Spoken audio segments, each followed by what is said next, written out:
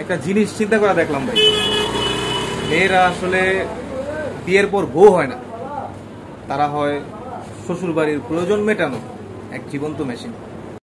ও মিয়া, এই মেশিন তেল মোবিল দিয়ে ঠিক রাখতে একটা পুরুষ মানুষের জীবন মিয়া তামা তামা হয়ে যায় মিয়া। আপনি বুঝবেন কি? আরে ভাই, আপনারা দেখলেই বোঝা যায়। এই ভিডিও আমার বউ দেখলে দেহ সত্য কথা কম মিয়া, মারজুকরা ছেলের লগে যদি আমার বিয়ার আগে পরিচয় হইতো তাহলে আমি গরিব গাজি বিয়েই করতাম না মিয়া। পুরুষ মানুষ দুই প্রকার, জীবিত আর বিবাহিত। এটা যার মাথায় থাকবো না, যে এটা বুঝবো না, ওই বিয়া করবো। গর্বিত জীবিত। আপনি গর্বিত জীবিত আর আমি গর্ভবতী বিবাহিত। রাইট। সরি, এটা ভাইরাল হয়ে যাবো ব্যাপারটা। গর্ভবতী না, সরি, কি জানি কয় এটা রে?